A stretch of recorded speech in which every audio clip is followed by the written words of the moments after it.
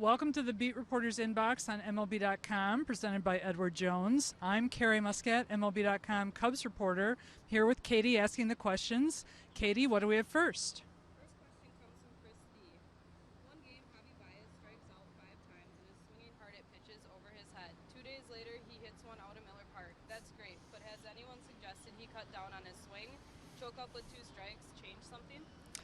There have been a lot of suggestions made, and actually right before Sunday's game with Cubs and the Brewers, Joe Maddon talked a lot about how he would like to see the whole team actually improve their situational hitting. As far as Javi's concerned, there have been suggestions made.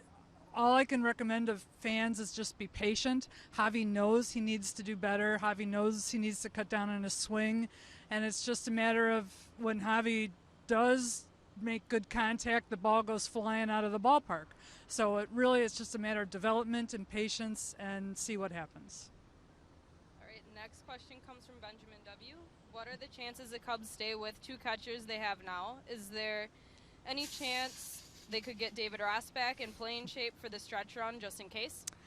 David Ross, no. He was Dancing with the Stars. He did lose 15 pounds doing that, but I'm afraid David's catching days, as far as he's concerned, are done. The Cubs have reportedly been looking at acquiring a veteran catcher by the non-waiver trade deadline on Monday. Not sure what they're going to do. Victor Caratini, who's the backup, subbed at first base on Sunday, and he hit his first major league home run. And he's also been getting rave reviews from the coaching staff and from the pitchers. So I really think Victor, they'd be fine with Victor. So we'll just have to see how that goes. All right, next question comes from Itasca W. Which of the regulars could the Cubs least afford to lose right now to a serious injury? Well, after saying all those nice things about Victor, the player they can least afford to lose, in my opinion, is Wilson Contreras, their regular catcher, because if Wilson goes, then it is down to Victor, and they don't really have any more depth at catcher in the minor leagues. Wilson has just emerged so strong as a regular catcher after joining the team last season around June and becoming the regular during the World Series and the playoffs.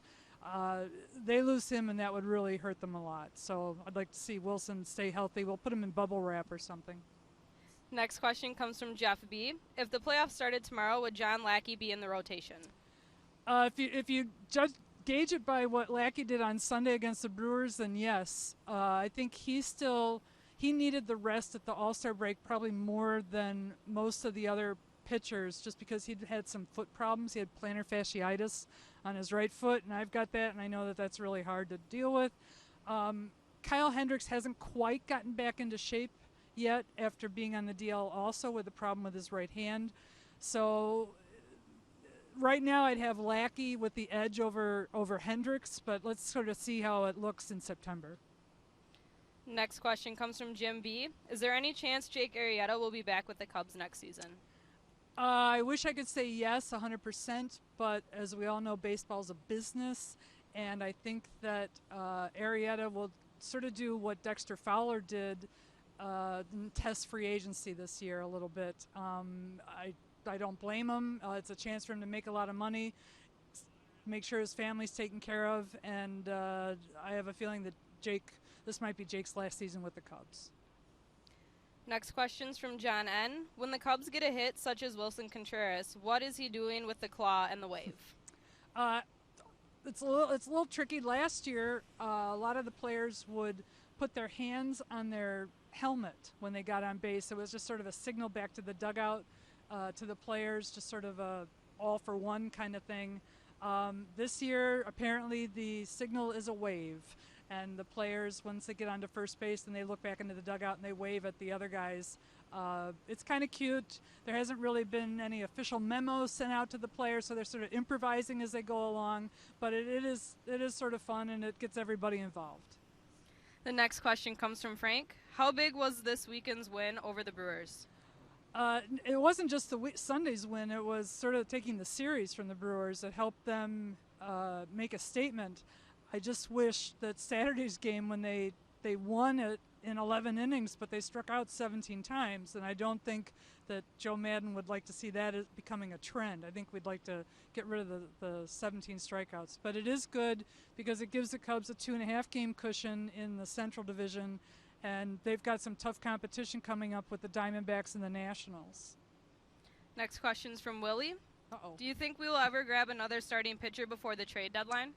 I don't think so, because I think the acquisition of Jose Quintana right at the All-Star break from the White Sox, I think that was their big move, big splash move. I think the rotation is pretty much set.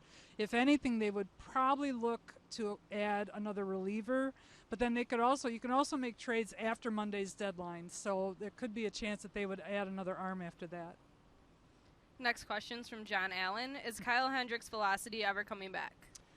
That's a good question, and I really think it's just a matter of time. He's sort of in, I don't want to say spring training mode, but he's still kind of getting his strength back after being on the DL. He had a problem with inflammation in his right hand, so I think it's just a matter of him sort of getting his arm strength back. The guy doesn't really need to throw hard to get hitters out. He just needs to locate his fastball, and that's what we're kind of waiting for, a little better feel on his location. Next question's from Ashley. Will Schwarber get back into his groove or find it? I sure hope so, because he's such a good guy. And I know we're not supposed to, it's not just good guys, but Schwarber has had really good at-bats. Unfortunately, he's also had some really big strikeouts. If you look at the number of extra base hits he has in the second half, I think it's a really high number. The at-bats are better. There's no question the work ethic is there.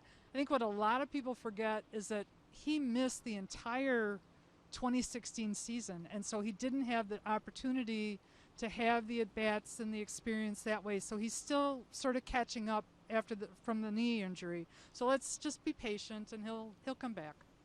Next question comes from Shannon. Do you think Albert Amora Jr. has a future with the Cubs?